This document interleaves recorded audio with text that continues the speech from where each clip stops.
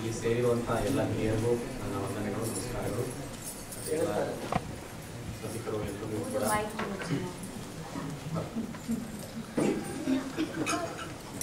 ಇಂದಿನ ದಿನ ನಾವು ಮತ್ತೆ ಸೇರಿದ್ದೀವಿ. ಮತ್ತೆ ಜ್ಞಾನಸತ್ರದಲ್ಲಿರುವಂತಹ ಎರಡನೇ ದಿನದಲ್ಲಿ ಮತ್ತೆ ಜ್ಞಾನ ಕಾರ್ಯಗಳನ್ನು ಹೀಗೆ ಮುಂದುವರಿಸೋಣ ಅಂತ ಅಂದ್ಬಿಟ್ಟು ಇವತ್ತಿನ ದಿನದ ಮುಂದುವರಿಯುವ ಎಲ್ಲ ಪ್ರೆಸೆಂಟೇಷನ್ಗಳಿಗೆ ಒಂದು ಮುನ್ಸೂಚನೆಯಾಗಿ, ಒಂದು ಮುನ್ನುಡಿಯಾಗಿ ಅನುಸಂಧಾನ ಎಂಬ ಸಿದ್ಧಾಂತದ ಬಗ್ಗೆ ಮತ್ತೆ ಒಂದು ಇಂಟ್ರೊಡಕ್ಟರಿ ಪ್ರೆಸೆಂಟೇಷನ್ ಆಗಿರುತ್ತೆ.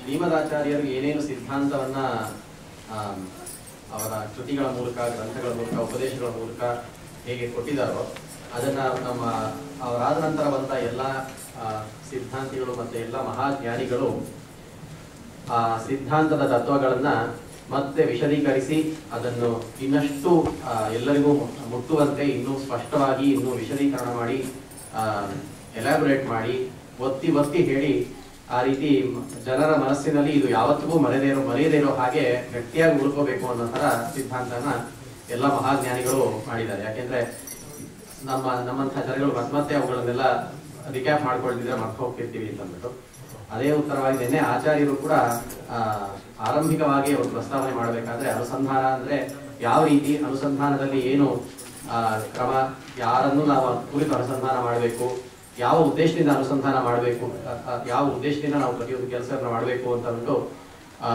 ಒಂದು ಪ್ರಸ್ತಾವನೆಯನ್ನ ನಿನ್ನೆ ಮಾಡಿದ್ರು. ಅದನ್ನೇ ಮತ್ತೆ ವಿಶದೀಕರಣ ಮಾಡಿ ಇನ್ನೊಂದಷ್ಟು ಒಂದು ಸ್ಲೈಡ್ ಶೋ ಮೂಲಕ ನಿಮಗೆಲ್ಲರಿಗೂ ಅಲ್ಲಿ ಅಕ್ಷರಗಳ ಮೂಲಕ ಕಾಣಿಸ್ಬಿಟ್ರೆ ನಮ್ಮಲ್ಲಿ ಮತ್ತೆ ಆಚಾರ್ಯ ಹೇಳಿದ ಮಾತುಗಳು ಗಟ್ಟಿಯಾಗಿ ಮನಸ್ಸಲ್ಲಿ ಉಳಿದಿದೆ ಅಂದ್ಬಿಟ್ಟು ಇದನ್ನ ಸ್ಲೈಡ್ ಶೋನ ಹಾಕಿದ್ವಿ. ಅನುಸಂಧಾನ ಅಂತಂದ್ರೆ ನೆನೆ ಆಚಾರ್ಯರು ಹೇಳಿದ ಹಾಗೆ ಅನು ಮತ್ತೆ ಸಂಧಾನ ಎಂಬ ಎರಡು ಪದಗಳ ಸೇರೋದ್ರಿಂದ ಸಂಧಾನ ಅನ್ನುವಂತಹ ಅರ್ಥನೇ ನೀವು ನೋಡಿದ ಹಾಗೆ ಯೋಗ ಅಥವಾ ಕೂಡುವಿಕೆ ಅಂತ ಆಗುತ್ತೆ. ಅನು ಅಂತ ಅದ್ರ ಜೊತೆ ಒಂದು ಪ್ರಿಫಿಕ್ಸ್ನು ಹಾಕಿ ಹೇಳೋದ್ರಿಂದ ಅದನ್ನು ಒತ್ತು ಕೊಟ್ಟು ಹೇಳೋ ಹಾಗೆ ಮನಸ್ಸನ್ನು ಚೆನ್ನಾಗಿ ಕೂಡಿಸುವುದು ಅಂದ್ರೆ ಒಂಥರ ಸಂಯೋಗ ಮಾಡುವಂಥದ್ದು, ಸನ್ಯಾಸ ಅಂತ ಕೃಷ್ಣ ಹೇಳೋ ಹಾಗೆ ನ್ಯಾಸ ಅಷ್ಟೇ ಅಲ್ಲ, ಅದರಲ್ಲೂ ಚೆನ್ನಾಗಿ ನ್ಯಾಸ ಮಾಡುವುದು, ಸನ್ಯಾಸ ಮಾಡುವ ಅಂತ ಹೇಗೆ ಕೃಷ್ಣ ಹೇಳ್ತಾನೋ ಆ ರೀತಿ ಅನುಸಂಧಾನ ಮಾಡಬೇಕು ಅಂತ. ಸಂತೋಷ. ಆದರೆ ಯಾರಲ್ಲಿ ಅನುಸಂಧಾನ ಮಾಡುವುದು? ನಿನ್ನೆ ಇದೇ ಪ್ರಶ್ನೆನ ಪ್ರಾಸ್ತಾವಿಕವಾಗಿ ಅನಂತ್ ಅವರು ಕೂಡ ಹೇಳಿದರು. ನಾವು ಸ್ಮರಣೆ ಮಾಡಬೇಕು, ಭಕ್ತಿ ಮಾಡಬೇಕು ಅಂದ್ರೆ ಯಾರಲ್ಲಿ ಮಾಡಬೇಕು ಅಂತ. ಆಗ ಬರುವ ಮಾತುಗಳು ಯಾರನ್ನು ನಾವು ವೇದಗಳಿಂದ ತಿಳಿದುಕೊಳ್ತೀವಿ, ವೇದಗಳು ಯಾರನ್ನು ಹೇಳಿ ಕುರಿತು ಹೆಚ್ಚಾಗಿ ಎಲ್ಲ ವೇದಗಳು ಇರೋದು ಯಾರ ಪರವಾಗಿ, ಯಾರನ್ನು ತಿಳಿಸಕ್ಕೋಸ್ಕರ ವೇದಗಳು ಹೊರಟಿವೆ ಅನ್ನುವಂಥದ್ದನ್ನ ಸಾಕಷ್ಟು ಪ್ರತಿಯೊಂದು ವೇದ ಮಂತ್ರದಲ್ಲೂ ಮಾತನಲ್ಲೂ ಅದೇ ಬರುತ್ತೆ. ಅದರಲ್ಲೂ ಹೆಚ್ಚಾಗಿ ನಮಗೆ ಕೆಲವೆಲ್ಲ ಆಚಾರ್ಯರು ನಮಗೆ ಉಪದೇಶ ಮಾಡಿ ಹೇಳಿತು. ಪರೋ ಮಾತ್ರಯ ತನುವಾ ಪ್ರಧಾನ ಅನ್ನುವಂಥದ್ದು ವಿಷ್ಣು ಸೂಕ್ತದ ಮಾತು. ಅದನ್ನು ಕೂಡ ಸ್ಪೆಸಿಫಿಕಲಿ ಒಂದಷ್ಟು ಉದಾಹರಣೆಗಳನ್ನ ಆಚಾರ್ಯರು ಇದನ್ನ ತಿಳಿಸ್ಕೊಡೋದಕ್ಕೆ ಹೇಳಿದ್ರು. ಅದನ್ನ ಹೇಳ್ತಾ ಇದ್ದೀನಿ. ಹೇಗೆ ಭಗವಂತ ತನ್ನ ವ್ಯಾಪ್ತಿಯನ್ನು ಸೀಮಿತಗೊಳಿಸದೆ ಒಂದು ರೀತಿ ಇನ್ಫೈನೈಟ್ ಆಗಿ ಎಲ್ಲೆಲ್ಲೂ ಪ್ರಪಂಚದ ಆಚೆಗೆ ಎಲ್ಲೆಲ್ಲೂ ತನ್ನ ತನುವಿನಿಂದ ವಿಸ್ತಾರಗೊಂಡಿದ್ದಾನೆ, ವೃದ್ಧಿಯಾಗಿದ್ದಾನೆ ಅನ್ನುವಂತಹ ಮಾತನ್ನ ಸೂಕ್ತಗಳು ಹೇಳಿದ್ವಿ. ಆ ರೀತಿ ಭಗವಂತನಿಗೆ ಸರ್ವ ವ್ಯಾಪ್ತಿತ್ವ ಇದೆ. ಅದು ಒಂದು ಭಗವಂತನ ಚಿಂತನೆಗೆ ಅನುಕೂಲವಾಗಿರುವಂತಹ ಒಂದು ಮಾತು ಅಂತ ಆಗುತ್ತೆ. ಅದನ್ನೇ ಮತ್ತೆ ತೈತ್ತೀರಿಯ ಉಪನಿಷತ್ನಲ್ಲಿ ಆಕಾಶ ಶರೀರಂ ಬ್ರಹ್ಮ ಅಂತ ಮತ್ತೆ ಮಾತು ಬರುತ್ತೆ. ಆದ್ರಿಂದ ಸ್ವಾರಸ್ಯವಾದ ಮಾತು ಹಾಗೆ ನೋಡಿದ್ರೆ ಆಕಾಶವೇ ಭಗವಂತನ ಶರೀರವಾಗಿದೆ ಅಥವಾ ಭಗವಂತನ ಶರೀರವು ಆಕಾಶದಷ್ಟು ವಿಶಾಲವಾಗಿದೆ ಅಂತ ಒಂದು ಇಂಟರ್ಪ್ರಿಟೇಷನ್ಸ್ ಬಹಳಷ್ಟು ಬೇರೆ ಬೇರೆ ಆಗುತ್ತವೆ. ಶರೀರ ಅನ್ನುವಂಥದ್ದು ನಮ್ಮಗಳ ತರ ಫಿಸಿಕಲ್ ಆಗಿರೋ ಒಂದು ಶರೀರ ಅಲ್ಲ, ಅದು ಜ್ಞಾನಾನಂದಮಯ ಶರೀರ ಅಂತ ಒಂದು ವಿಚಾರ ಬರುತ್ತೆ. ಆಕಾಶ ಅನ್ನೋದಕ್ಕೆ ಹೇಗೆ ವ್ಯಾಪ್ತಿ ಇಲ್ವೋ, ಸೀಮಿತವಾದ ಒಂದು ಪ್ರದೇಶದಲ್ಲಿ ಇಲ್ಲವೋ, ಅದು ಎಲ್ಲೆಲ್ಲೂ ಹೇಗೆ ಹರಡಿದೆಯೋ ಅದೇ ರೀತಿ ಭಗವಂತನು ಕೂಡ ಎಲ್ಲಾ ಕಡೆ ಇದ್ದಾನೆ. ಆಕಾಶ ಅಂತಂದ್ರೆ ನಾವು ಕನ್ನಡದಲ್ಲಿ ನಾವು ಸಾಮಾನ್ಯವಾಗಿ ಆಕಾಶನ ನಮ್ಮ ಮೇಲಿರುವಂತಹ ಆಕಾಶ, ನಭ ಅನ್ನೋ ಅರ್ಥದಲ್ಲಿ ಆಕಾಶನ ಹೇಳ್ತೀವಿ. ಆದ್ರೆ ಸಂಸ್ಕೃತದಲ್ಲಿ ಅದಕ್ಕೆ ಸ್ಪೇಸ್ ಅಂತಲೂ ಅರ್ಥ ಬರುತ್ತೆ. ಸೊ ಒಂದು ಪ್ರದೇಶ ಅಥವಾ ಒಂದು ಸ್ಪೇಸ್ ಅನ್ನೋದಕ್ಕೂ ಆಕಾಶ ಅಂತಂದ್ರೆ, ಆದ್ರಿಂದ ನಮ್ಮ ಮೇಲೆ ವಿಸ್ತಾರವಾಗಿ ಹರಡಿರುವಂತಹ ನೀಲಿ ಬಣ್ಣದ ಆಕಾಶ ಮಾತ್ರ ಆಕಾಶ ಅಲ್ಲ, ನಮ್ಮ ಒಳಗಿರುವ ಸ್ಪೇಸ್ ಕೂಡ, ನಮ್ಮ ಸುತ್ತಮುತ್ತಲು ನಮ್ಮ ಒಳಗಡೆ ಎಲ್ಲ ಇರುವ ಒಂದು ಸ್ಪೇಸ್ಗೂ ಕೂಡ ಆಕಾಶ ಅಂತ ಅರ್ಥ. ಆದ್ದರಿಂದಲೇ ಭಗವಂತ ಅಲ್ಲೆಲ್ಲ ವ್ಯಾಪಿಸಿ ಸರ್ವವ್ಯಾಪ್ತನಾಗಿರುವಂತಹ ಭಗವಂತನು ಕೂಡ ಅತ್ಯಂತ ಸೂಕ್ಷ್ಮ ರೂಪದಿಂದ ಪ್ರತಿಯೊಂದು ಜೀವಿಯೊಳಗೂ ಪ್ರತಿಯೊಂದು ಕಣದೊಳಗೂ ಇದ್ದಾನೆ ಅನ್ನೋ ಅರ್ಥದಲ್ಲಿ ಅಣೋರಣೀಯಾನ್ ಮಹತೋಮಹೀಯ ಅಂತ ಮತ್ತೆ ವೇದ ಮಂತ್ರಗಳಿಂದಾನೆ ಭಗವಂತನ ಇನ್ನೊಂದು ವಿಚಾರ ತಿಳಿಯುತ್ತೆ. ಹಾಗಿದ್ದರೆ ಭಗವಂತ ಸರ್ವವ್ಯಾಪ್ತನಷ್ಟೇ ಅಲ್ಲ, ಎಲ್ಲರಲ್ಲೂ ಇದ್ದಾನೆ, ಎಲ್ಲ ಆಕಾರದಲ್ಲೂ ಇದ್ದಾನೆ. ಆದ್ರೆ ಅವನಿಗೆ ಯಾವುದೇ ರೀತಿ ಇಂಥ ಪರ್ಟಿಕ್ಯುಲರ್ ಶರೀರ ಅನ್ನುವಂಥದ್ದು ನಮ್ಮಗಳ ತರ ಫಿಸಿಕಲ್ ಆಗಿರುವಂತಹ ಶರೀರ ಇಲ್ಲ. ಆದ್ರಿಂದ ಆ ರೀತಿ ವಿಸ್ತಾರವನ್ನ ಭಗವಂತನನ್ನು ಚಿಂತನೆ ಮಾಡ್ತಾರೆ. ಭಗವದ್ಗೀತೆಯಲ್ಲೂ ಕೃಷ್ಣ ಅದನ್ನೇ ಉಪದೇಶ ಮಾಡ್ತಾರೆ. ನಾಂದೋಸ್ತಿ ಮಮ ದಿವ್ಯಾನಾಂ ವಿಭೂತೀನಾಂ ಪರಂತಪ. 1-2 ಮಾತುಗಳ ಇಂಥದ್ರಲ್ಲಿ ನಾನು ನನ್ನ ಸಂವಿಧಾನವನ್ನು ಇಟ್ಟಿದ್ದೀನಿ ಅಂತ ವಿಶೇಷ ಹೇಳೋದು ನನ್ನ ಜೊತೆಗೆ ಭಗವಂತ ವಿಭೂತಿ ಯೋಗದಲ್ಲಿ ಏನ್ ಹೇಳ್ತಾನೆ, ಯತ್ ವಿಭೂತಿ ಮತ್ಸತ್ವಂ ಶ್ರೀಮದೂಚಿತಮೇವ ತತ್ತದೇವಾವಗಚ್ಚತ್ವಂ ಮಮ ತೇಜೋಂಶ ಸಂಭವಂ. ಯಾವುದೇ ರೀತಿ ನೀನು ಭಗವಂತ ನಿಮಗೆ ಈ ಜಗತ್ತಿನಲ್ಲಿ ಏನೇನು ಒಳ್ಳೆ ವಿಭೂತಿಯುಕ್ತವಾದಂತಹ ಶ್ರೇಯಸ್ಕರವಾಗಿರುವಂತಹ ಯಾವುದೇ ಪದಾರ್ಥಗಳನ್ನ ಕಂಡರೂ ಕೂಡ ಅದರಲ್ಲಿ ನನ್ನ ಚಿಂತನೆಯನ್ನು ಮಾಡು, ಅದು ಬಿಟ್ಟು ಬೇರೆ ಎಲ್ಲೂ ಇಲ್ಲ ಅಂತಲ್ಲ, ಎಲ್ಲದರಲ್ಲೂ ಇದೆ. ಇದರಲ್ಲಿ ವಿಶೇಷವಾದ ಸಂವಿಧಾನದಿಂದ ಭಗವಂತ ಇದ್ದಾನೆ ಅಂತ ತೋರಿಸ್ಕೊಳ್ಳೋದಕ್ಕೆ ಒಂದಷ್ಟು ವಿಭೂತಿ ರೂಪಗಳನ್ನು ತೋರಿಸಿ, ಅದಲ್ಲದೆ ಮೊದಲನೆಯದಾಗಿ ನನ್ನ ವಿಭೂತಿ ರೂಪದಲ್ಲಿ ಯೋಗದಲ್ಲಿ ಮೊದಲನೇ ಹೇಳುವಂತಹ ಮಾತನೆ, ನೀವು ಮೊಟ್ಟ ಮೊದಲು ನನ್ನ ವಿಭೂತಿ ಯೋಗದ ಬಗ್ಗೆ ತಿಳಿಯಬೇಕಾದ ಮಾತು ಅಂತಂದ್ರೆ, ನನಗೆ ಯಾವುದೇ ರೀತಿ ಕೌಂಟ್ ಮಾಡುವಂತಹ ಇಂಥ ಸಂಖ್ಯೆ ಇರುವಂತಹ ವಿಭೂತಿಗಳು ನನ್ನಲ್ಲಿ ಇಲ್ಲ, ನಾನೇ ಇನ್ಫೈನೈಟ್ ಅಂತ ಭಗವಂತ ಹೇಳ್ತಾರೆ. ಆದ್ರಿಂದ ಈ ರೀತಿ ಭಗವಂತನಲ್ಲಿ ಕೆಲವು ಚಿಂತನೆಗಳನ್ನ ನಾವು ವೇದ ಮಂತ್ರಗಳಿಂದ, ಭಗವದ್ಗೀತೆಯಿಂದ, ಉಪನಿಷತ್ತಿನಿಂದ, ಬ್ರಹ್ಮಸೂತ್ರಗಳಿಂದ ತಿಳಿದುಕೊಳ್ಳಲು ಸಾಧ್ಯ. ನಮಗೆ ಎಷ್ಟರ ಮಟ್ಟಿಗೆ ಅದು ಅನುಸಂಧಾನವಾಗುತ್ತೋ ಅದು. ಆದ್ರಿಂದ ಅದನ್ನ ಬೇರೆ ಬೇರೆ ಜ್ಞಾನಿಗಳು ಎಷ್ಟರ ಮಟ್ಟಿಗೆ ಅವರು ತಿಳಿತಾ ಹೋಗ್ತಾರೋ ಅದು ಅಷ್ಟರ ಮಟ್ಟಿಗೆ ಅವರ ಅನುಸಂಧಾನ ವೃದ್ಧಿ ಆಗ್ತಾ ಭಗವಂತನ ಚಿಂತನೆ ಹೆಚ್ಚಾಗ್ತಾ ಹೋಗುತ್ತೆ. ಇನ್ನೊಂದು ಬಹಳ ಪ್ರಮುಖವಾದ ಮಾತನ್ನ ನಿನ್ನೆ ಆಚಾರ್ಯರು ಕೂಡ ಚಾಂದೋಗ್ಯದಿಂದ ಕೋಟ್ ಮಾಡಿದ್ರು. ಅದನ್ನು ನಾನು ಇದೆಲ್ಲ ಅದಕ್ಕೆ ಆ ಕಾರಣದಿಂದನೇ ಸ್ಲೈಡ್ ಹಾಕಿರೋದು. ಇದು ಇನ್ನೊಂದು ಸಲ ಅಕ್ಷರದ ಮೂಲಕ ಎಲ್ಲರಲ್ಲಿ ಕಂಡರೆ ಅದು ಇನ್ನೂ ಗಟ್ಟಿಯಾಗಿ ಮನಸ್ಸಲ್ಲಿ ಉಳಿಯಲಿ ಅನ್ನೋ ಕಾರಣಕ್ಕಾಗಿ ಯದೇವ ವಿದ್ಯೆಯ ಕರೋತಿ ಶ್ರದ್ಧೆಯ ಉಪನಿಷದ ತದೇವ ವೀರ್ಯವತ್ತರಂ ಭವತಿ ಅನ್ನುವಂತಹ ಮಾತು ಚಾಂದೋಗ್ಯದಲ್ಲಿ ಬರುತ್ತೆ. ನಿನ್ನೆ ಹೇಳಿದ್ರು, ಅದನ್ನು ಮತ್ತೆ ಇನ್ನೊಂದ್ಸಲ ನಾವು ಮನನ ಮಾಡೋಣ. ವಿದ್ಯೆಯ ಅಥವಾ ವಿದ್ಯಾ ಅಂತಂದ್ರೆ ಜ್ಞಾನ ಅಥವಾ ಸಾಧಾರಣವಾದ ಜ್ಞಾನ, ಎಲ್ಲರೂ ನಮ್ಮ ಲೋಕದಲ್ಲಿ ಇರುವಂತಹ ಒಂದು ಜ್ಞಾನ, ಭಗವಂತನ ಬಗ್ಗೆ ಇರುವಂತಹ ಸಾಮಾನ್ಯವಾದ ಜ್ಞಾನ, ಇದನ್ನ ಇರಬೇಕು, ಇದರಿಂದ ಕೆಲಸಗಳನ್ನ ಮಾಡಬೇಕು ಅಂತ ಒಂದು ವಿಚಾರ. ಅದಲ್ಲದೆ ಶ್ರದ್ಧೆಯ ಅಂತಂದ್ರೆ ನೆನ್ನೆ ಹೇಳಿದ ನೆನಪಿರ್ಬೇಕು, ಆಸ್ತಿಕ್ಯ ಭಾವ ಅಥವಾ ಆಸ್ತಿಕ್ಯ ಬುದ್ಧಿ, ಇದರಿಂದ ಯಾವುದೇ ಕೆಲಸಗಳನ್ನ ಮಾಡಬೇಕು. ಆಸ್ತಿಕ್ಯ ಭಾವ ಅಂತಂದ್ರೆ ಏನು? ಒಂದು ಭಗವಂತನ ಇರುವಿಕೆ, ಭಗವಂತನ ಸಾಮರ್ಥ್ಯ, ಭಗವಂತನ ಪೂರ್ಣತ್ವ, ದೋಷದೂರತ್ವ, ಇವೆಲ್ಲ ಚಿಂತನೆಯನ್ನ ಮಾಡುವಂತಹ ಆಸ್ತಿಕ್ಯ ಬುದ್ಧಿ. ಅದಲ್ಲದೆ ಈ ಆಸ್ತಿಕವಾದಂತಹ ಕಾನ್ಸೆಪ್ಟ್ ಆಗಿರುವಂತಹ ಧರ್ಮಗಳು, ಪಾಪ ಪುಣ್ಯಗಳು, ಈ ರೀತಿ ಮತ್ತೆ ಆಗಮಗಳು, ಸದಾಗಮಗೊಂದು ಯಾವ್ಯಾವ ಇದೆಯೋ, ಬ್ರಹ್ಮಸೂತ್ರಗಳು, ವೇದಾಂತ, ಉಪನಿಷತ್ ಭಾಷೆಗಳು ಎಲ್ಲವೂ, ಇವೆಲ್ಲದರಲ್ಲಿ ವಿಶ್ವಾಸವಿದ್ದು ಅದರ ಮೂಲಕ ಭಗವಂತನ ಚಿಂತನೆಯನ್ನು ನಾವು ಮಾಡಿ ಭಗವಂತನನ್ನ ತಿಳಿತೀವಿ ಅನ್ನುವಂತಹ ಶ್ರದ್ಧೆ ನಮ್ಮಲ್ಲಿ ಗಟ್ಟಿಯಾಗಿದ್ದರೆ, ಅದರಿಂದ ಮಾಡುವಂತಹ ಯಾವುದೇ ಕೆಲಸಗಳನ್ನ ಮಾಡಿದರೆ ಅದಕ್ಕೆ ಫಲ ಸಿಗುತ್ತೆ. ಉಪನಿಷತ್ ಅಂತಂದ್ರೆ ನಿನ್ನೆ ಆಚಾರ್ಯ ಮತ್ತಿನ ಸ್ವಯೋಗ್ಯಸ್ಯ ಪರಿಜ್ಞಾನಂ ಅಂತ, ಅಂದ್ರೆ ಯಾರಿಗೆ ಯಾವ್ಯಾವ ಯೋಗ್ಯತೆ ಇದೆಯೋ ಅದಕ್ಕೆ ಅನುಸಾರವಾಗಿ ತಿಳುವಳಿಕೆಯನ್ನು ಭಗವಂತನಲ್ಲಿ ತಿಳಿದುಕೊಳ್ಳುವುದು. ನಾವು ಸಾಮಾನ್ಯವಾಗಿ ನಮ್ಗೆ ಕಂಡು ಬರುತ್ತೆ, ಯಾರ್ಯಾರು ಎಷ್ಟೆಷ್ಟು ಭಗವಂತನ ಚಿಂತನೆ ಮಾಡ್ತಾರೆ, ಎಷ್ಟು ಭಗವಂತನ ಕುರಿತು ಅರ್ಥ ಮಾಡ್ಕೊಳ್ತಾರೆ, ಭಗವಂತನ ಬಗ್ಗೆ ಇತರರೊಂದಿಗೆ ಚರ್ಚೆ ಮಾಡಿ ತಿಳಿದುಕೊಳ್ತಾರೆ ವಿಚಾರವಾಗಿ, ಅಷ್ಟಷ್ಟೇ ಮೇಲು ಹೋಗ್ತಾರೆ. ಆದ್ರಿಂದ ಪ್ರತಿಯೊಬ್ಬರಲ್ಲೂ ಕೂಡ ವಿವಿಧ ಹಂತಗಳಲ್ಲಿ, ವಿವಿಧ ಪ್ರಮಾಣಗಳಲ್ಲಿ ಭಗವಂತನ ಬಗ್ಗೆ ಒಂದಷ್ಟು ಪರಿಜ್ಞಾನವಿದೆ. ಅದು ಅವರವರ ಯೋಗ್ಯತೆಗೆ ಅನುಸಾರವಾಗಿ. ಆದ್ರಿಂದ ಸ್ವಯೋಗ್ಯಸ್ಯ ಪರಿಜ್ಞಾನ, ಅವರ ಯೋಗ್ಯತೆಗೆ ಅನುಸಾರವಾಗಿ ಅದನ್ನ ಆಚಾರ್ಯರು ದ್ವಾದಶ ಸ್ತೋತ್ರದಲ್ಲಿ ಹೇಳ್ತಾರೆ. ಕುರುಭುಂಶ್ವಚ ಕರ್ಮ ನಿಜಂ ನಿಯತಂ, ಮತ್ತೆ ನಿಯತಂ ಕರ್ಮ ಕುರು ಅಂತಂದ್ಬಿಟ್ಟು, ನಿನಗೆ ಯಾವುದು ನಿಯತವಾಗಿದೆಯೋ, ನಿನಗೆ ನಿನ್ನ ಸೀಮಿತ ಸಾಮರ್ಥ್ಯಕ್ಕೆ ಯಾವುದು ಅನುಗುಣವಾಗಿದೆಯೋ ಅಂಥ ಕೆಲಸಗಳನ್ನು ಮಾಡಿ ಅದರಿಂದ ಭಗವಂತನನ್ನು ಸ್ಮರಣೆ ಮಾಡು ಅಂತ ಆಚಾರ್ಯರು ದ್ವಾದಶ ಸ್ತೋತ್ರದಲ್ಲಿ ಹೇಳ್ತಾರೆ. ಆ ರೀತಿಯಿಂದನೂ ಕೂಡ ಉಪನಿಷದ ಅಂತ ಈ ರೀತಿ 3 ತತ್ವಗಳನ್ನ ಚಿಂತನೆ ಮಾಡಿ ಕೆಲಸಗಳನ್ನ ಮಾಡಿದರೆ ಏನಾಗತ್ತೆ? ವೀರ್ಯವತ್ತರಂ ಭವತಿ ಅಂತ.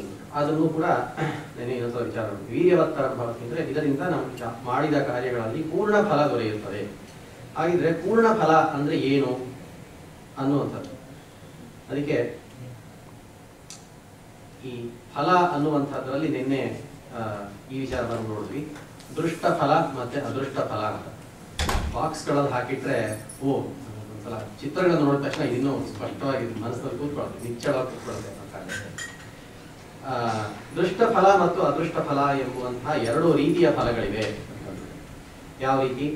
ದೃಷ್ಟ ಫಲ ಅಂತಂದ್ರೆ ನಮಗೆ ಅನುಭವಕ್ಕೆ ಗೋಚರವಾಗುವಂತಹ ಫಲ. ನಾವು ಏನೇನು ಇವತ್ತು ನಾವು ಒಂದು ಕೆಲಸ ಮಾಡಿದ್ವಿ, ಅದಕ್ಕೆ ನಮಗೆ ನಾವು ಇಂಥ ಒಂದು ತಿಂಗಳು ಕೆಲಸ ಮಾಡಿದ್ವಿ, ಅದಕ್ಕೆ ತಿಂಗಳ ಕೊನೆಗೆ ನಮಗೆ ಸಂಬಳ ಕೊಟ್ಟರು, ಇಷ್ಟೇ. ಒಂದು ಲೌಕಿಕವಾದ ವ್ಯವಹಾರದಲ್ಲಿ ಏನೇನು ನಮಗೆ ಫಲ ಅಂತ ಸಿಗುತ್ತೋ ಅಥವಾ ನಮ್ಮ ಕಣ್ಣಿಗೆ ಏನು ನಮ್ಗೆ ಸಹಜವಾಗಿ ಕಾಣುತ್ತೋ ಅದೃಷ್ಟ ಫಲಗಳು. ಅದೃಷ್ಟ ಫಲ ಅಂತಂದ್ರೆ ಕಣ್ಣಿಗೆ ಕಾಣದಂತಹ ಅಲೌಕಿಕವಾದ ಫಲಗಳು. ಒಂದು ಸಮಸ್ಯೆ ಏನಪ್ಪಾ ಅಂತಂದ್ರೆ ಅದೃಷ್ಟ ಫಲ ಮೊದಲೇ ಕಾಣದೇ ಇರುವಂತದ್ದು. ಅದು ಯಾವಾಗ ಬರುತ್ತೆ, ಅದು ಹೇಗೆ ಯಾವ ಫಾರ್ಮ್ ನಲ್ಲಿ ಬರುತ್ತೆ, ಎಷ್ಟರ ಮಟ್ಟಿಗೆ ಬರುತ್ತೆ, ಅಥವಾ ನಾನು ಯಾವ್ದಕ್ಕೆ ಮಾಡಿದ್ರೆ ಅದಕ್ಕೆ ತಕ್ಕಂತಹದ್ದೇ ಇದು ಫಲ ಬಂತು ಅಂತ ಯಾವುದೂ ನಮ್ಗೆ ಗೊತ್ತಾಗೋದಿಲ್ಲ. ಕೃಷ್ಣ ಹೇಳ್ತಾನೆ ಅದ್ರ ಬಗ್ಗೆ ತಲೆನೇ ಕೆಡಿಸ್ಕೋಬೇಕು, ತಗೊಂಡು ಏನ್ ಮಾಡ್ಬೇಕಾಗಿದೆ, ನೀವು ನಿಮ್ಮ ಕೆಲಸಗಳನ್ನ ಮಾಡಿ ಫಲದ ಬಗ್ಗೆ ಚಿಂತನೆ ಬಿಡ್ರಿ. ಆದ್ರೂ ಕೂಡ ನಮಗೆ ಮಾಡುವ ಫಲದಲ್ಲಿ ಏನು ಯಾವ ಕೆಲಸಗಳಲ್ಲಿ ಏನು ಫಲ ಇದೆ ಅಂತ ತಿಳ್ಕೊಳ್ಳೋದು ಮುಖ್ಯ. ಅದನ್ನ ಉದ್ದೇಶವಾಗಿ ಇಟ್ಕೊಂಡು ಮಾಡೋದು ಮುಖ್ಯ ಅಲ್ಲ ಅನ್ನೋದು. ಎಲ್ಲಾ ಶಾಸ್ತ್ರಗಳಲ್ಲೂ ಕೂಡ ಅದೃಷ್ಟ ಫಲ ಪ್ರಾಪ್ತಿಗೇನೆ ಪ್ರಮುಖವಾದ ಆದ್ಯತೆ ಕೊಡ್ತಾರೆ. ಅದೃಷ್ಟ ಫಲ ಅಂತಂದ್ರೆ ಯಾವುದು? ನಾವು ಇವಾಗ ಜ್ಞಾನ ಸಂಪಾದನೆ ಮಾಡಿ ಅಥವಾ ಏನೇ ಕರ್ಮಗಳನ್ನ ಮಾಡಿದ್ರು ಕೂಡ ಅಲ್ಟಿಮೇಟ್ ಆಗಿರುವಂತಹ ಫಲ ಅಂದ್ರೆ ಮೋಕ್ಷ ಫಲ. ಅದನ್ನ ಉದ್ದೇಶವಾಗಿ ಇಟ್ಕೊಳ್ಳೋದು ಯಾವುದೇ ರೀತಿ ತಪ್ಪಲ್ಲ. ಕಾಮ್ಯ ಕರ್ಮಗಳನ್ನ ಮಾಡಿ ಅವುಗಳಿಂದ ಬರುವಂತಹ ಫಲವನ್ನ ನಾವು ಉದ್ದೇಶವಾಗಿ ಇಟ್ಕೊಂಡ್ರೆ ಅದು ಲಿಮಿಟೆಡ್ ಆಗಿರುತ್ತೆ. ಅದಕ್ಕೆ ತಕ್ಕಂತಹ ಫಲವನ್ನ ಅದನ್ನ ಭಗವಂತ ಕೊಡ್ತಾನೆ. ತಗೊಳಪ್ಪ, ನೀನು ಒಂದು ಅರ್ಚನೆ ಮಾಡಿಸಿದೆ, ಇದಕ್ಕೆ ನೀವು ಒಂದು ಪ್ರಸಾದ ಕೊಡ್ತೀನಿ, ಅಲ್ಲೇ ಕೊಡ್ತಾನೆ, ಅಲ್ಲಿ ತಗೊಂಡು ದೇವಸ್ಥಾನದಿಂದ ಹೊರಟ್ಬಿಡ್ಬೋದು. ಆದ್ರೆ ಅದರಿಂದ ಭಗವಂತನ ಬಗ್ಗೆ ಚಿಂತನೆ ಮಾಡಿ ಅವನನ್ನು ಭಕ್ತಿಯಿಂದ ಸ್ಮರಣೆ ಮಾಡಿ ದೇವಸ್ಥಾನಕ್ಕೆ ಹೋಗಿ ಒಂದು ಪ್ರಸಾದ ನಾವು ಪೂಜೆ ಮಾಡಿಸ್ಕೊಟ್ರೆ ಅದರಿಂದ ತಕ್ಷಣಕ್ಕೆ ಅವತ್ತಿನಿಗೆ ಸಿಗದೇ ಇರುವಂತಹ ಫಲ ಯಾವುದೋ ಕಾಲದಲ್ಲಿ ನಮ್ಮನ್ನು ರಕ್ಷಣೆ ಮಾಡುತ್ತೆ ಅನ್ನೋ ಕಾರಣಕ್ಕೆ ಇವೆಲ್ಲ ಅದೃಷ್ಟ ಫಲಗಳಲ್ಲಿ ಬರ್ತದೆ. ಒಂದು ಉದಾಹರಣೆಯಿಂದ ನಾನು ಆಚಾರ್ಯ ಕೊಟ್ಟರು, ಅದನ್ನು ಇನ್ನೊಂದು ಸ್ವಲ್ಪ ವಿಶದೀಕರಣ ಮಾಡ್ತೀನಿ. ಭೋಜನದಲ್ಲಿ ಆಚಾರ್ಯ ಹೇಳಿದ್ರು, ನಾವು ಎಲ್ಲಾ ತಿಳಿದು ನಾವು ಊಟ ಮಾಡಿದ್ರು ಹೊಟ್ಟೆ ತುಂಬುತ್ತೆ, ಏನು ತಿಳಿದು ಊಟ ಮಾಡದೇ ಇದ್ರು ಹೊಟ್ಟೆ ತುಂಬುತ್ತೆ. ಅದೇ ಅನ್ನ, ಅದೇ ಅಕ್ಕಿ, ಬೇಳೆ ಎಲ್ಲ ತಿಂತೀವಿ, ಅದಷ್ಟೇ ಹೊಟ್ಟೆ ತುಂಬುತ್ತೆ. ಏನ್ ಪ್ರಯೋಜನ? ಇಷ್ಟೆಲ್ಲ ಯೋಚನೆ ಮಾಡಿ ಏನ್ ಪ್ರಯೋಜನ ಅಂತ. ಆದ್ರಿಂದ ದೃಷ್ಟ ಫಲ ಅಂದ್ರೆ ಹಸಿವಿನ ಶಮನ, ಅದು ತೃಪ್ತಿ ಆಗುತ್ತೆ. ನಾವು ಹೊಟ್ಟೆ ಕೂಡ್ತೀವಿ, ಅದರಿಂದ ಹೊಟ್ಟೆ ತುಂಬತ್ತೆ. ಹೊಟ್ಟೆಗೆ ಇದು ಆಹಾರ ಬಿತ್ತು, ಹೊಟ್ಟೆ ತುಂಬಿತು, ಮನಸ್ಸಿಗೆ ಏನು ಬೀಳಿಲ್ವೇ. ಆದ್ರಿಂದ ಅದೃಷ್ಟ ಫಲ ಅಂತಂದ್ರೆ ಭೋಜನವೂ ಒಂದು ಯಜ್ಞ ಅನ್ನುವಂತಹ ಒಂದು ಯಥಾರ್ಥ ಜ್ಞಾನದಿಂದ ಮೋಕ್ಷ ಫಲನೇ ಕೊಡ್ತಾನೆ ಭಗವಂತ ಅಂತ ಹೇಳ್ತಾನೆ. ಅದೃಷ್ಟ ಫಲದಲ್ಲಿ ಅಂದ್ರೆ ಇದನ್ನ ಭೋಜನ ಹಾಗಿದ್ರೆ ಭೋಜನ ಒಂದು ಯಜ್ಞ ಅನ್ನುವಂಥದ್ದನ್ನ ನಾವು ಹೇಗೆ ಚಿಂತನೆ ಮಾಡಬೇಕು, ಹೇಗೆ ಅನುಸಂಧಾನ ಮಾಡಬೇಕು ಅಂತಂದ್ರೆ ಪ್ರತಿಯೊಂದು ಪದಾರ್ಥ, ಪ್ರತಿಯೊಂದು ಸ್ಟೇಜ್ ನಲ್ಲಿ, ಪ್ರತಿಯೊಂದು ಹಂತದಲ್ಲೂ ಕೂಡ ನಮಗೆ ಭಗವಂತನ ಸ್ಮರಣೆ ಆಗ್ತಾ ಇರುತ್ತೆ, ಸ್ಮರಣೆ ಮಾಡ್ಕೊಳ್ಳೋ ಅವಕಾಶ ಸಿಗ್ತಾ ಇರುತ್ತೆ. ನಾವು ಮಾಡ್ಕೋಬೇಕು ಅಂತಂದ್ರೆ ಈಗ ಅಲ್ಲಿ ನಾವು ನೋಡ್ತಾ ಇದ್ದೀವಿ, ಬೆಳಗ್ಗೆ 7 ಗಂಟೆಗೆ ಆಗ್ಲೇ ಶುರು ಆಯ್ತು ಅಡಿಗೆ. ಅವ್ರು ಅಲ್ಲಿ ನಾವು ಇಲ್ಲಿ ಮಾತ್ರ ಜ್ಞಾನ ಕಾರ್ಯ ಮಾಡ್ತಾ ಇದೀವಿ, ಅಲ್ಲಿ ಏನೋ ಅವರು ಅಡಿಗೆ ಮಾತ್ರ ಮಾಡ್ತಾ ಇದ್ದಾರೆ ಅಂತ ತಿಳ್ಕೊಂಡ್ರೆ ಅಲ್ಲೇ ನಾವು ಮೊದಲು ಹೇಳ್ತೀವಿ. ಅದಲ್ಲ, ಪಾಚಕರಲ್ಲಿ ನಿಂತು ಪಾಕ ಮಾಡಿಸುವವನು ಭಗವಂತನೇ. ಆನಂತರ ಅಡುಗೆ ಪದಾರ್ಥಗಳಲ್ಲಿ ಇದ್ದು ದೇಹಕ್ಕೆ ಪುಷ್ಟಿ, ಅವನ ಶಕ್ತಿಯನ್ನ ಕೊಡುವಂತವನು ಭಗವಂತನೇ. ಈಗ ನಾವು ಅದನ್ನ ಬಹಳ ಡೀಟೇಲ್ಡ್ ಆಗಿ ಅವರದೆಲ್ಲ ತಿಳಿಸ್ಕೊಡ್ತಾರೆ, ಯಾವ ರೀತಿಯಲ್ಲಿ ಯಾವ ಪದಾರ್ಥಗಳಲ್ಲಿ ಹೇಗೆ ಭಗವಂತನ ಅನುಸಂಧಾನ, ಭಗವಂತನ ಒಂದು ಯೋಗ್ಯತೆ ಇದೆ ಅಂತಂದ್ರೆ. ಅಡುಗೆಗಳನ್ನ ನಾವು ತಿಂತೀವಿ, ನಮಗೆಲ್ಲ ಬಹಳ ಆನಂದ ಆಯ್ತು ಅಂತಂದ್ರೆ ಅದನ್ನ ನಾವು ಮಾಡುವಂಥದ್ದು ಏನಿರ್ಲಿಲ್ಲ. ಅದರಲ್ಲಿ ಭಗವಂತನೇ ನಮ್ಮ ಜಿಹ್ವೇಂದ್ರಿಯವನ್ನ ಪ್ರಚೋದಿಸಿ ಅದರಲ್ಲಿ ರುಚಿ ಕೊಟ್ಟು, ಆದ್ರಿಂದ ನಮಗೆ ಅಡುಗೆಯನ್ನು ಆಸ್ವಾದನೆ ಮಾಡೋದಕ್ಕೂ ಕೂಡ ಭಗವಂತನೇ ಇದನ್ನ ಅವಕಾಶ ಮಾಡಿಕೊಟ್ಟ ಅಂತ. ಇನ್ನೂ ನಾವು ಸೂಕ್ಷ್ಮವಾಗಿ ವಿಚಾರ ಮಾಡಿದ್ರೆ ಸ್ವೀಕರಿಸಿದ ಅನ್ನವನ್ನು ನಮ್ಮ ಜಠರಾಗ್ನಿಯಲ್ಲಿ ಜೀರ್ಣ ಮಾಡುವಂಥವನು ವೈಶ್ವಾನರನಾದಂಥ ಅಗ್ನಿಯ ನಾಮಕ ಪರಮಾತ್ಮನೇ. ಆದ್ರಿಂದ ಇದನ್ನು ಮತ್ತೆ ಅಹಂ ವೈಶ್ವಾನರೋ ಭೂತ್ವಾ ಪ್ರಾಣಿನಾಂ ದೇಹಮಾಶ್ರಿತಃ ಪ್ರಾಣಾಪಾನ ಸಮಾಯುಕ್ತಃ ಪಚಾಮ್ಯನ್ನಂ ಚತುರ್ವಿಧಂ ಅನ್ನುವಂತಹ ಮಾತಿನಿಂದ ಭಗವಂತ ಕೃಷ್ಣ ನೇರವಾಗಿ ಭಗವದ್ಗೀತೆಯಲ್ಲಿ ಕೆಲವೆಲ್ಲ ರಹಸ್ಯವಾದ ಉಪದೇಶಗಳಾದ್ರೂ ಕೂಡ ಇಂಥ ರಹಸ್ಯ ನೇರವಾಗಿ ಕೃಷ್ಣ ವಿಚಾರ ಹೇಳ್ತಾ ಇರ್ತಾನೆ. ಇಂಥದ್ರಿಂದ ನಾವು ನಾನೇ ನಿನ್ನ ಬಗ್ಗೆ ನಿಂತು ಜೀರ್ಣ ಮಾಡಿಸ್ತಾ ಇದ್ದೀನಿ, ವಚನ ಮಾಡಿಸ್ತಾ ಇದ್ದೀನಿ, ಇಂಥ ಅನುಸಂಧಾನ ನಿಮಗೆ ಬರಲಿ. ಆದ್ರಿಂದ ಯಜ್ಞ ಅನ್ನೋದು, ಊಟ ಅನ್ನೋದನ್ನ ಸುಮ್ಮನೆ ಊಟ ಮಾಡಬೇಡಿ, ಅದರಲ್ಲೂ ಚಿಂತನೆ ಮಾಡಿ ಅಂತ. ಈ ಭೋಜನದ ವಿಚಾರ ಮಾಡ್ಬೇಕಾದ್ರೆ ಇನ್ನೂ ಸೂಕ್ಷ್ಮಗಳು ಎಷ್ಟೊಂದು ನಮಗೆ ಕಾಣ್ಬರುತ್ತೆ. ಭೋಜನ ಅಂತಂದ್ರೆ ನಾವು ಎಷ್ಟೆಷ್ಟೋ ನಾವು ಹೇಗೋ ಹೇಗೋ ಮಾಡ್ತೀವಿ, ಏನೋ ಒಂದು ಕೈಯಲ್ಲಿ ಇಟ್ಕೊಂಡು ಹೇಗೋ ತಿಂತೀವಿ ಪ್ರತಿಯೊಂದೂ, ಅದು ಒಂದು. ಆದರೆ ನಮಗೆ ಪೂರ್ವಿಕರು ಎಷ್ಟು ಒಂದು ಸಿಸ್ಟಮ್ಯಾಟಿಕ್ ಆಗಿರುವಂತಹ ಒಂದು ಸ್ಟ್ರಕ್ಚರ್ನ ಹಾಕ್ಕೊಟ್ಟು ಈ ರೀತಿ ನೀವು ಭೋಜನ ಮಾಡ್ರಪ್ಪ, ಇದು ನಿಮಗೆ ಅವಕಾಶ ಆಗತ್ತೆ, ನಿಮಗೆ ಯಜ್ಞದ ರೀತಿಯಲ್ಲಿ ನಿಮಗೆ ಅದನ್ನ ಸ್ವಾಹಾಕಾರ ಮಾಡೋದಕ್ಕೆ ಅನುಕೂಲ ಆಗತ್ತೆ ಅನ್ನೋ ಕಾರಣಕ್ಕೆ ಚಿತ್ರಾಹುತಿ ಇಡೋದೇನು, ಪರಿಶೇಚನೆ ಮಾಡೋದೇನು, ಅದರಲ್ಲಿ ಎಲ್ಲ ಚಿತ್ರಗುಪ್ತರಿಗೆ ಮತ್ತು ಎಲ್ಲರಿಗೂ ಕೂಡ ತರ್ಪಣಗಳನ್ನು ಅಂದ್ರೆ ಅದರಲ್ಲಿ ಅವರಿಗೆ ಆಹುತಿಗಳನ್ನ ಕೊಡೋದೇನು, ಅದಾದ ನಂತರ ನಮ್ಮ ಒಳಗಿರುವಂತಹ ಪ್ರಾಣ ಅಪಾನ ಇತ್ಯಾದಿಗಳಿಗೆ ಅವರಿಗೂ ಕೂಡ ನಾವು ಅವರ ಮೂಲಕ ಭಗವಂತನಿಗೆ ಸ್ವಾಹಾಕಾರ ಮಾಡಿ ನಾವು ಆಮೇಲೆ ಆಹಾರವನ್ನು ಸ್ವೀಕಾರ ಮಾಡೋದೇನು, ಇಷ್ಟೊಂದು ಕೂಡ ನಾವು ಒಂದು ಕೇವಲ ಊಟ ಮಾಡುವಾಗ ಅವರ ನೆನೆ ಆಚಾರ ಅದನ್ನೇ ಹೇಳಿ, ನಾವು ಮಾಡೋ ಕೆಲಸಗಳಿಂದ ನಮ್ಗೇನು ಹೊಟ್ಟೆ ತುಂಬದ ಅದಕ್ಕೇನು ಯೋಚನೆ ಇಲ್ಲ. ಪ್ರತಿನಿತ್ಯ ಊಟ ಮಾಡ್ತೀವಿ, ಪ್ರತಿನಿತ್ಯ ಹೊಟ್ಟೆ ತುಂಬತ್ತೆ. ಆದ್ರೆ ಒಂದು ಇಷ್ಟು ಮಾಡ್ತಾ ಇರ್ಬೇಕಾದ್ರೆ ಒಂದು ಸ್ವಲ್ಪ ಭಗವಂತನ ಚಿಂತನೆಯನ್ನು ಮಾಡಿ ಅದನ್ನು ನಮಗೆ ಪೂರ್ವಿಕರು ತೋರಿಸಿಕೊಟ್ಟಂತಹ ಒಂದು ಉಪಾಯದಲ್ಲಿ ನಾವು ಮಾಡಿದರೆ ಅದರಿಂದ ಎಷ್ಟೊಂದು ಪುಣ್ಯ ಸಿಗತ್ತೆ. ಅದನ್ನ ಯಾಕೆ ಕಳ್ಕೋಬೇಕು ಅಂತ ಆಚಾರ್ಯರು ಹಾಗೆ ಹೇಳ್ತಾರೆ.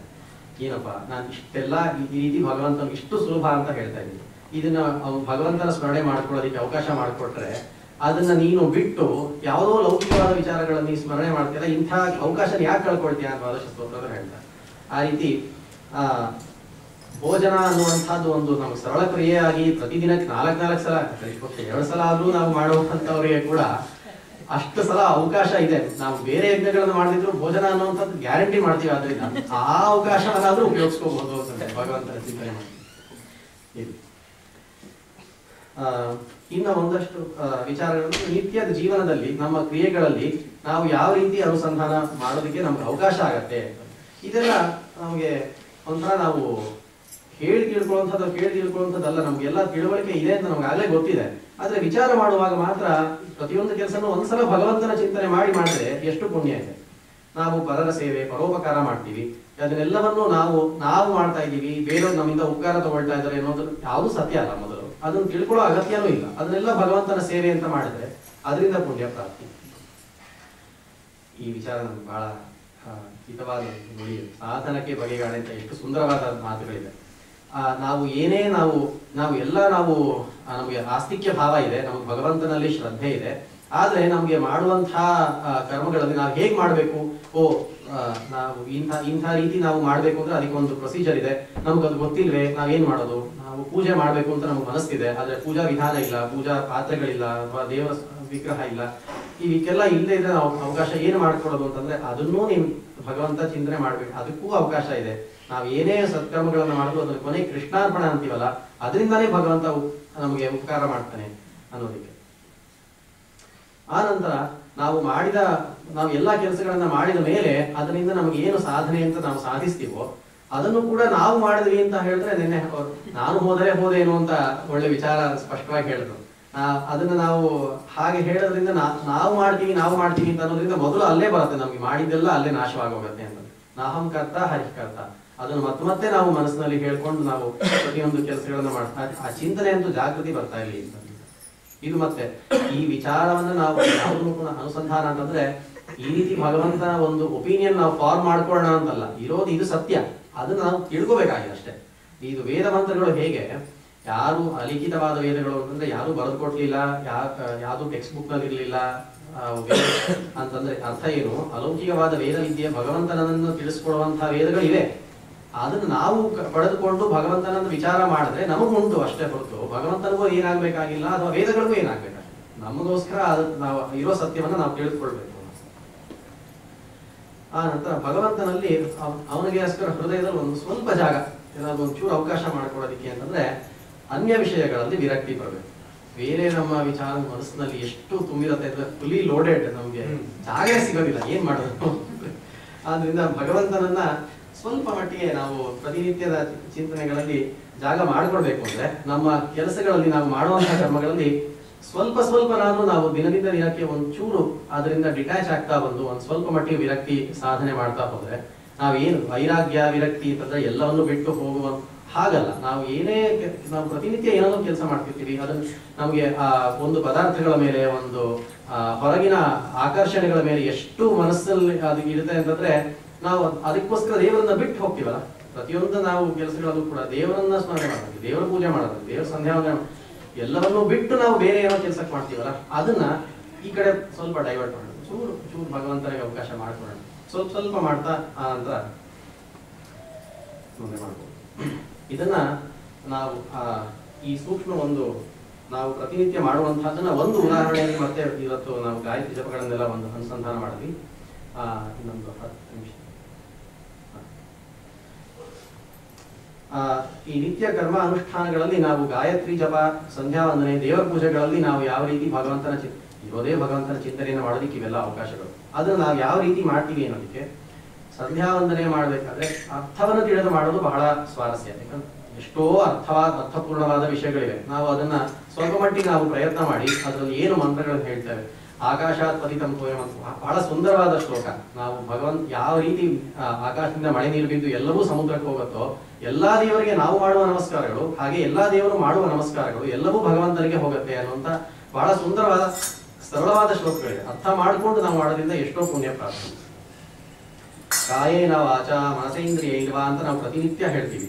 ಅದನ್ನ ನಾವು ನಿಜವಾಗ್ಲೂ ಕಾಯೇನ ವಾಚ ಮನಸ ಇಂದ್ರಿಯೈಹಿ ಅಂತ ನಾವು ಶ್ರದ್ಧೆಯಿಂದ ಒಂದು ಸಲ ನಾವು ಮನಸ್ಸಿನಿಂದ ಶ್ರದ್ಧೆಯಿಂದ ಯೋಚನೆ ಮಾಡೋದನ್ನ ಉಚ್ಚಾರ ಮಾಡಿದ್ರೆ ಅಷ್ಟರಲ್ಲಿ ನಮಗೆ ಪುಣ್ಯ ಪ್ರಾಪ್ತಿ. ಆ ನಂತರ ನಾವು ಇಲ್ಲೇ ಇಟ್ಕೊಂಡ್ಬಿಡ್ತೀವಿ ಸೆಲ್ಫೋನ್. ಭಗವಂತನಿಗಿಲ್ಲ ಸೆಲ್ಫೋನ್ ಮುಖ್ಯವಲ್ಲ ಎಂಬ ಎಚ್ಚರ ಇರಬೇಕು. ನಾವು ಸಂಧ್ಯಾ ವಂದನೆ ಮಾಡ್ಬೇಕಾದ್ರೆ ಚೆಕ್ ಮಾಡ್ಕೊಂಡು ಸಂಧ್ಯಾ ವಂದನೆ ಮಾಡ್ತೀವಿ. ಯಾವುದು ಮುಖ್ಯ ನಮಗೆ ಅಲ್ಟಿಮೇಟ್ಲಿ ಅನ್ನೋದು ಏನಂತ ವಿಚಾರ ಮಾಡಿ ನಾವು ಇವಾಗ ಪ್ರಾತಃ ಸಂಕಲ್ಪ ಗದ್ಯದ ಒಂದು ಪಾರಾಯಣ ಮಾಡಿದ್ವಿ. ಇದರಲ್ಲೂ ಕೂಡ ಬಹಳ ಮುಖ್ಯವಾದ ಮಾತುಗಳು ಬಂದು ಸೂಕ್ಷ್ಮವಾಗಿ ಒಂದು ಸಣ್ಣದಾಗಿ 2 ಮಾತುಗಳನ್ನ ಹೇಳಕ್ ಪ್ರಯತ್ನ ಮಾಡ್ತೀವಿ. ಮತ್ತೆ ರಾಘವೇಂದ್ರ ತೀರ್ಥರು ಎಷ್ಟರ ಮಟ್ಟಿಗೆ ಅದನ್ನು ಉಪಕಾರ ಮಾಡಿದ್ದಾರೆ ಅನ್ನೋದಕ್ಕೆ ಭಗವತಃ ಆಜ್ಞೆಯ ನಿಯತೇನ ನಾವು ಕೆಲಸಗಳನ್ನ ಮಾಡ್ತೀವಿ ಅಂತಂದ್ರೆ ಯಾವ ರೀತಿ ಕೆಲಸಗಳನ್ನ ನಾವು ಮಾಡ್ತಾ ಇದ್ದೀವಿ ಅನ್ನೋದನ್ನ ನಾವು ಫಸ್ಟ್ ಆಫ್ ಆಲ್ ತಿಳ್ಕೊಳ್ಳಿ ಅಂತಂದ್ಬಿಟ್ಟು ಭಗವಂತನ ಆಜ್ಞೆಯಿಂದ ನಿಯೋಜಿತನಾಗಿರುವಂತಹ ಮತ್ತೆ ನನ್ನ ನಿಯಾಮಕನಾಗಿರುವಂತಹ ಮುಖ್ಯ ಪ್ರಾಣೇನ ಪ್ರೇರಿತನಾದಂತಹ ನಾನೇನೋ ಕೆಲಸಕ್ಕೆ ಮಾಡ್ತೀನಿ ಅಂದ್ರೆ ಪೂಜಾತ್ಮಕಂ ಕರ್ಮ ಯಥಾಶಕ್ತಿ ಯಥಾ ಜ್ಞಪ್ತಿ ಯಥಾ ವೈಭವಂ ಗರಿಷ್ಯೆ. ಎಷ್ಟು ನನಗೆ ಶಕ್ತಿ ಇದೆಯೋ, ಎಷ್ಟು ವೈಭವದಿಂದ ನಾನು ಮಾಡಕ್ ಸಾಧ್ಯವಿದೆಯೋ ಆ ರೀತಿ ಮಾಡ್ತೀನಪ್ಪ ಭಗವಂತ. ಆ ಹ್ಯುಮಿಲಿಯೇಷನ್ ಅದು ಒಂಥರ ಎಷ್ಟು ಹ್ಯುಮಿಲಿಟಿ ಇದೆ, ಒಂದು ಹಂಬಲ್ನೆಸ್ ಇದೆ. ಆ ರೀತಿ ನಾವು ನಮ್ಮನ್ನು ಚಿಕ್ಕದಾಗಿ ಮಾಡಿಕೊಂಡು ನಾವು ಮಾಡುವಂತಹ ಕೆಲಸಗಳನ್ನ ಭಗವಂತನಿಗೆ ಅರ್ಪಣೆ ಮಾಡಬೇಕು. ಇದು ಒಂದೇ ಹೇಳಲ್ಲ ಆಚಾರ್ಯರು. ಮಮ ದೇಹ ಸಂಬಂಧಿ ವಿದ್ಯಾ ಸಂಬಂಧಿವಿಶ್ಚ ತ್ವದೀಯೈ ಅಶೇಷನೈ ತ್ವತ್ ಮತ್. ನಾವು ಮಾಡಿದರೆ ಸಾಲಲ್ಲ, ನಾವು ಎಲ್ಲರಿಂದಲೂ ನಮಗೆ ಸಂಬಂಧಪಟ್ಟ ಎಲ್ಲರೂ ನಮ್ಮ ಮಾತುಗಳನ್ನು ಕೇಳುವವರು ಕನಿಷ್ಠ ಪಕ್ಷ ಎಲ್ಲರಿಂದಲೂ ಕೂಡ ನಾವು ಈ ಸತ್ಕರ್ಮಗಳನ್ನ ಭಗವಂತನ ಪೂರ್ವಕಾದ ಸತ್ಕರ್ಮಗಳನ್ನ ಮಾಡಿಸ್ತೀವಿ ಅನ್ನುವಂತಹದ್ದು ನಮಗೆ ಗಟ್ಟಿಯಾಗಿ ಮನಸ್ಸಲ್ಲಿ ಇರಬೇಕು. ಆದರೆ ನಾವು ಮಾಡ್ತೀವಿ ಅನ್ನೋದು ಸತ್ಯ ಅಲ್ಲ, ಯಾಕಂದ್ರೆ ಭಗವಂತ ಮಾಡ್ತಾರೆ. ನಾವು ಬೇರೆಯವ್ರ ಕೈಯಲ್ಲಿ ಮಾಡಿಸ್ತೀವಿ ಅಂದ್ರೆ ನಾವೇನೋ ಅವ್ರಿಗೆ ಉಪಕಾರ ಮಾಡ್ತಾ ಇದೀವಿ ಅನ್ನೋ ಭಾವ ಬರುತ್ತೆ ನಮಗೆ ಸಾಮಾನ್ಯವಾಗಿ. ನಾನು ನಿನಗೆ ಉಪದೇಶ ಮಾಡ್ತಾ ಇದ್ದೀನಿ, ನೀನು ಹೀಗೆ ಮಾಡ್ತಾ ಇದ್ದೀನಿ, ನೀನು ಉದ್ಧಾರ ಆಗ್ತಾ ಇದೆ. ಅದು ಅಲ್ಲ. ಸರ್ವಕರ್ತೃತ್ವ ಕಾರಯಿತೃತ್ವಾದಿ ಅನುಸಂಧಾನ ಪೂರ್ವಕಂ ಕಾರಯಿಷ್ಯೆ ಅಂತಂದ್ಬಿಟ್ಟು ನೀನು ಅವರಲ್ಲಿ ನಿಂತು ನೀನು ಮಾಡ್ತಾ ಇದ್ದೀಯ, ನನ್ನಲ್ಲಿ ನಿಂತು ನೀನು ಮಾಡ್ತಾ ಇದ್ದೀಯ, ನನ್ನಲ್ಲಿ ನಿಂತು ಅವರಲ್ಲಿ ಮಾಡಿಸ್ತಾ ಇದೆಯಾ, ಎಲ್ಲವನ್ನೂ ನೀನೇ ಮಾಡ್ತಾ ಇದೆಯಾ ಅನ್ನುವಂತಹ ಚಿಂತನೆ ಮತ್ತೆ ಬರ್ತಾ ಇದೆ. ಎಷ್ಟು ಮಟ್ಟಿಗೆ ಅದನ್ನ ಒತ್ತಿ ಅನುಸಂಧಾನವನ್ನ ಅವರು ರಾಯರು ಗಟ್ಟಿಯಾಗಿ ತಿಳಿಸ್ಕೊಡ್ತಾರೆ ನಮಗೆ ಅನ್ನೋದನ್ನ ಪ್ರಾತಃ ಸಂಕಲ್ಪದಲ್ಲೂ ಹೇಳ್ತೀವಿ. ಇನ್ನು ಕೊನೆಯದಾಗಿ ಈ ಸ್ಲೈಡ್ ನನ್ನ ಆಚಾರ್ಯನ ಪರ್ಮಿಷನ್ ತಗೊಳ್ಳದೆ ಹೇಳಿದೆ. ಯಾವ ರೀತಿ ನಾವು ಪ್ರತಿನಿತ್ಯದ ಕರ್ಮ ಕಾರ್ಯಗಳಲ್ಲಿ ಅನುಸಂಧಾನವನ್ನ ಸರಳವಾದ ವಿಧಾನದಲ್ಲಿ ನಾವು ಮಾಡುವ ಬಹಳ ಲೌಕಿಕವಾದ ಕಾರ್ಯಗಳಲ್ಲಿ ಮಾಡಬಹುದು ಅಂತಂದ್ಬಿಟ್ಟು ವಿಮಾನದಲ್ಲಿ ಪ್ರಯಾಣ ಮಾಡುವಾಗ ಪ್ರತಿನಿತ್ಯ ನಾವು ಮಾಡ್ತಾನೆ ಇರ್ತೀವಿ. ವಾಯುದೇವರ ರಕ್ಷೆಯಲ್ಲಿ ಯಾಕೆ ಚಿಂತನೆ ಮಾಡಬಾರ್ದು? ನಾವು ಹಾರತಾ ಇರೋದೇ ನಾವು ವಾಯುದೇವರ ಬಲದಿಂದ. ವಾಯುದೇವರಲ್ಲಿ ಅವರು ನಮ್ಮನ್ನ ಗಟ್ಟಿಯಾಗಿ ನಾವು ಅವ್ರನ್ನ ಹಿಡಿದ್ರೆ ಅವ್ರು ನಮ್ಮನ್ನ ಗಟ್ಟಿಯಾಗಿ ಅಲ್ಲಿ ನಾವು ನೋಡ್ಕೊತಾರೆ. ನನ್ಗೆ ಚಿಂತನೆ ಬರೋದು ಅದನ್ನ ಮಕ್ಕಳಿಗೆ ಸ್ನಾನ ಮಾಡಿಸುವುದು ಅಥವಾ ನಾವು ಸ್ನಾನ ಮಾಡುವುದು. ಇದನ್ನ ಗೋವಿಂದನಿಗೆ ಅಭಿಷೇಕ ಅಂತ ಯಾವ ಚಿಂತನೆ ಮಾಡಬಾರ್ದು? ಗೋಪಿಚಂದನ ನಾಮಮುದ್ರೆಗಳನ್ನು ಧಾರಣೆ ಮಾಡುವಾಗ ಇದು ಗಟ್ಟಿಯಾಗಿ ಇದು ವೈಷ್ಣವ ದೀಕ್ಷೆ, ನಾನು ವೈಷ್ಣವ, ನಾನು ಆದ್ರಿಂದ ಈ ಒಂದು ಚಿಂತನೆಯಿಂದ ಗಟ್ಟಿಯಾಗಿ ಮನಸ್ಸಿನಿಂದ ಒಂದು ಧೈರ್ಯದಿಂದ ಗೋಪಿಚಂದನ ಮತ್ತೆ ನಾಮಮುದ್ರೆಗಳನ್ನು ಧಾರಣೆ ಮಾಡ್ತಾ ಭಗವಂತನ ಚಿಂತನೆ ಯಾಕೆ ಮಾಡಬಾರ್ದು? ಅನಂತರ ದೂರವಾಣಿಯಲ್ಲಿ ಸಂಭಾಷಿಸುವಾಗ ಹರಯೇ ನಮಃ, ಹರೇ ಶ್ರೀನಿವಾಸ ಆದಿ ಇತ್ಯಾದಿಯಾಗಿ ಭಗವಂತನ ಉಚ್ಚಾರದಿಂದ ಯಾಕೆ ನಾವು ದೂರವಾಣಿ ಕರೆಗಳನ್ನು ತಗೊಳ್ಬಾರ್ದು, ಯಾಕೆ ಮಾತಾಡಬಾರ್ದು? ನಾವು ಸರಳವಾದ ಪ್ರತಿನಿತ್ಯದ ಒಂದಷ್ಟು ಕೆಲಸಗಳನ್ನ ಮಾಡ್ತಾ ಇರಬೇಕಾದ್ರೂ ಕೂಡ ಭಗವಂತನ ಅನುಸಂಧಾನವನ್ನು ಹೆಚ್ಚಾಗಿ ಮಾಡ್ತಾ ಇರೋದ್ರಿಂದ ನಮಗೆ ಪುಣ್ಯ ಪ್ರಾಪ್ತಿ ಆಗತ್ತೆ ಅಂತ ಹೇಳ್ಬಿಟ್ಟು ಇಂಥ ಒಳ್ಳೆ ಅವಕಾಶ ಜ್ಞಾನಸತ್ರ, ಅದರಲ್ಲೂ ಕೂಡ ಥ್ಯಾಂಕ್ಸ್ ಗಿವಿಂಗ್ ಅಂತ ಪವಿತ್ರವಾದ ಸ್ಮರಣೆಯಲ್ಲಿ ಎಲ್ಲಾ ಡೀಲ್ಗಳನ್ನ ಆಫರ್ಗಳನ್ನ ಬಿಟ್ಟು ಭಗವಂತನ ಚಿಂತನೆಗೋಸ್ಕರ 3 ದಿನ ಬಂದಿದ್ದೀರಾ. ಅದನ್ನ ಆ ಅವಕಾಶವನ್ನ, ಇಷ್ಟು ಜ್ಞಾನವನ್ನು ಪಡೆದುಕೊಳ್ಳುವಂತಹ ಅವಕಾಶವನ್ನು ಯಾರು ಮಿಸ್ ಮಾಡ್ಕೋಬೇಡಿ. ಯಾಕೆಂದ್ರೆ ಈ ಅವಕಾಶದಿಂದ ನೀವು ಜ್ಞಾನ ಪ್ರಾಪ್ತಿಯಾದರೆ ಭಗವಂತ ಎಲ್ಲದಕ್ಕಿಂತ ದೊಡ್ಡ ಆಫರ್ ಕೊಡ್ತಾನೆ, ಮೋಕ್ಷ ಫಲವನ್ನೇ ಕೊಡ್ತಾನೆ, ಅದು 50% ಆಫ್ ಕೊಟ್ಟು ಅದನ್ನಾದ್ರೂ ನಾವು ಸ್ಮರಣೆ ಮಾಡಿಕೊಂಡು ಭಗವಂತನ ವಿಚಾರವನ್ನ ತಿಳಿದುಕೊಳ್ಳೋದಕ್ಕೆ ಇನ್ನೂ ಬಹಳಷ್ಟು ಜನಗಳು ಅವರು ತಮ್ಮ ವಿಚಾರಗಳನ್ನ ಶೇರ್ ಮಾಡುವುದರಿಂದ ವಿನಿಮಯ ಮಾಡ್ತಾರೆ. ಅವರನ್ನೆಲ್ಲರೂ ಕೇಳೋಣ ಅಂತ ಅನ್ಕೊಂಡು ನಾನು ಮಾತನಾಡ್ತೀನಿ.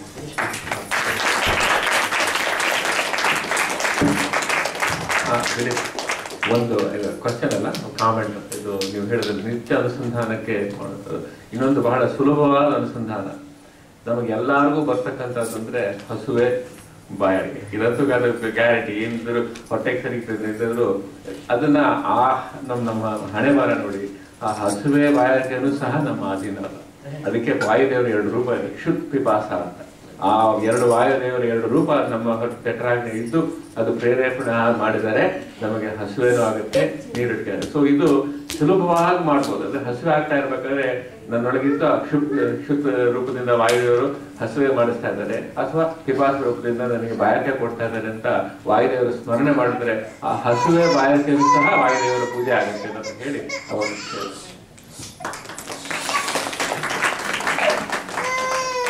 ಮತ್ತೊಂದು ನಾನು ಆ್ಯಡ್ ಮಾಡ್ತೀನಿ. It may take some 2 minutes, but it is worth ಐತೆ. ದಿಲೀಪ್ ನೀವು ಇರಲಿ ಬರೋಲ್ಲ, ಏನಿಲ್ಲ. ಅನುಸಂಧಾನ ಮಾಡ್ತೀವಿ. ಅನುಸಂಧಾನ ಮಾಡಿಕೊಂಡು ಯಾವ ಪದಾರ್ಥ ನಾನು ಊಟ ಎಂಬ ಒಂದು ದೃಷ್ಟಾಂತವನ್ನು ತಗೊಂಡಿದ್ದೀನಿ. ದೃಷ್ಟಾಂತವನ್ನು ತಗೊಂಡು ಊಟ ಮಾಡೋದಲ್ಲಿ ಭಗವಂತನ ಸೃಷ್ಟಿ. ನಾವೇನು ಊಟ ಮಾಡ್ತೀವೋ, ಏನು ಪಲ್ಯಕಾಯಿಗಳು ತಿಂತೀವೋ ಅದರಲ್ಲಿ ಬಂದು ಭಗವಂತನ ಸಾನ್ನಿಧ್ಯ ಇಲ್ಲ ಭಗವಂತನ ಸೃಷ್ಟಿ. ಅವನ ಬಂದು ಭಗವಂತ ಸ್ವತಂತ್ರನಾದ ಭಗವಂತ ನಮಗೆ ಅದೆಲ್ಲ ಸೃಷ್ಟಿ ಮಾಡಿ ಪುಷ್ಟಿಯನ್ನು ಕೊಡುವಂತ ಆಹಾರವನ್ನು ನಮಗೆ ಕೊಟ್ಟಿದ್ದಾನ ಅಂತ ಭಗವಂತ ರೂಪವನ್ನು ಸ್ಮರಣೆ ಮಾಡಿಕೊಂಡು ಊಟ ಮಾಡ್ತೀವಿ. ಕರೆಕ್ಟ್ ಅಲ್ವಾ? ಅದೇ ಅನುಸಂಧಾನವಾಗಿರಬೇಕು ಅಂತ ನಾವು ಇಷ್ಟೊತ್ತು ಡಿಸ್ಕಸ್ ಮಾಡಿದ್ವಿ. ಇನ್ನ ಮಾಡಿದ್ದೀವಿ, ರುಚಿ ಮಾಡಿದ್ದಲ್ಲದೆ ಏನೇ ಊಟ ಮಾಡಿದ್ರು ಸರಿ ಭಗವಂತನನ್ನ ಸ್ಮರಣೆ ಮಾಡಿಕೊಂಡು ಅದರಲ್ಲಿ ಬಂದು ಬೇಕಾದಷ್ಟು ಪುಷ್ಟಿಯನ್ನ ಕೊಟ್ಟಿದ್ದಾನ, ಅದನ್ನ ಸೃಷ್ಟಿ ಮಾಡಿದ್ದಾನ.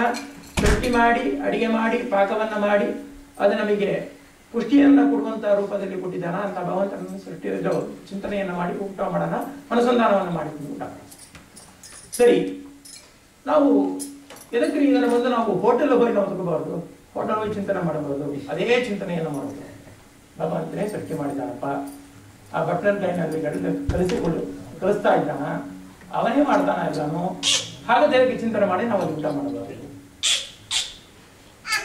ಅದಕ್ಕೆ ಅಂತಾರೆ ನಾವು ಏನು ಅನುಸಂಧಾನವನ್ನ ಮಾಡ್ತೀವೋ ಆ ಅನುಸಂಧಾನ ಬಂದು ಆ ನಿಷೇಧವಾದ ಪದಾರ್ಥಗಳಿಗೆ ಅಲ್ಲದೇ ಇಲ್ಲ. ಅದು ಸ್ವಲ್ಪ ನಾವು ತಿಳಿಬೇಕು. ಕೃಷ್ಣ ಹೇಳುವಂತೆ ನಾವು ನಿಷೇಧವಾದ ಪದಾರ್ಥಗಳಲ್ಲಿ ಹೋಗಿ ನಾವೇ ಹೋಟೆಲ್ನಲ್ಲಿ ಹೋಗಿ ಕೂತ್ಕೊಂಡು ಎಲ್ಲ ಮಾಡುವಂತಹದ್ದು ಭಗವಂತನೇ, ಕೊಡುವಂತಹದ್ದು ಭಗವಂತನೇ ಹೇಳಿ ನಾವು ಸ್ಮರಣೆ ಮಾಡಿದರೆ ಪೂರ್ತಿ ನಮಗೆ ಫಲ ಸಿಗತ್ತೆ ಅಂತಂದ್ರೆ ಖಂಡಿತನಾಗಿ ಸಿಗೋದಿಲ್ಲ. ನಮಗೆ ನಿಷೇಧವಾದ ಪದಾರ್ಥಗಳಿಗೆ ಭಗವಂತ ಮಾಡಿಕೊಡ್ತಾರೆ, ಅದು ನಮಗೆ ಬೇಡ. ನಾವು ಬ್ರಾಹ್ಮರ ಇದ್ದುಕೊಂಡು ಅದು ಮಾಧ್ವರ ಇದ್ದು ನಾವು ಏನು ನಾವು ಸಾಧನೆ ಮಾಡಬೇಕು ಅದು ನಮಗೆ ವೇದದಲ್ಲಿ ಕೊಟ್ಟಿದ್ದಾರೆ. ಸೊ ಅಂತ ಮಾರಿ ಇರುವಂತಹ ಒಂದು ರೀತಿಯಲ್ಲಿ ನಾವು ಅಲ್ಲಿ ಹೋಗಿ ತಗೊಂಡು ಎಲ್ಲ ಭಗವಂತನೇ ಸೃಷ್ಟಿ ಮಾಡಿದಾದ್ರಿಂದ ಖಂಡಿತನಾಗಿ ಅದಕ್ಕೆ ಫಲ ಸಿಗೋದಿಲ್ಲ. ಸೊ ನಿಷೇಧವಾದ ಪದಾರ್ಥಗಳಿಗೆ ನಿಮಗೆ ಸಿಗೋದಿಲ್ಲ, ಅದು ನಾವು ತಿಳ್ಕೋಬೇಕು. ಯಾಕಂದ್ರೆ ಇದೇ ಊಟ ಮಾಡೋದ್ರಲ್ಲಿ ಬಂದು ಅಲ್ಲಿ ಹೋಗಿ ಊಟ ಮಾಡ್ತೀನಿ, ಅವನು ಮಾಡಿಕೊಡೋದ್ರೆ ಊಟ ಮಾಡ್ತೀನಿ, ಪೂರ್ಣ ಅನುಸಂಧಾನ ಮಾಡಿಕೊಳ್ತೀನಿ. ಏನೇನು ಉಂಟೋ ಭಗವಂತ ಪೂರ್ಣವಾಗಿ ಫಲ ಕೊಡ್ತಾನಂದ್ರೆ ಅದಕ್ಕೆ ಫಲ ಕೊಡೋದಿಲ್ಲ. ಆ ಚಿಂತನೆಯನ್ನು ನಾವು ಮಾಡಿಕೊಳ್ಳಬೇಕು. ಸೊ ಚಿಂತನೆ ಮಾಡಬೇಕು, ಕೊಡಬೇಕು ಅಂದ್ರೆ ಅಲ್ಲಿ ನಾವು ಹೋಗದೇ ಇರಬೇಕು. ವೈಷ್ಣವರು ಮಾಡಿರುವಂತ ಅಡಿಗೆಯನ್ನೇ ಭಗವಂತನೇ ಸಮರ್ಪಣೆ ಮಾಡಿ ಊಟ ಮಾಡಬೇಕು. ಆ ಚಿಂತನೆಯನ್ನು ಬಿಡಬಾರದು ಇದರಲ್ಲಿ. ಯಾಕಂದ್ರೆ ಅವ್ರು ಹೇಳ್ತಾ ಇದ್ರು, ಯಾಕಂದ್ರೆ 2-3 ದಿನ ಆದ್ಮೇಲೆ ನಾವು ನೋಡ್ತಾ ಇದ್ದೀವಿ. ಆ ಚಿಂತನೆ ನಮ್ಗೆ ಇರಬೇಕು ಅದಕ್ಕೋಸ್ಕರ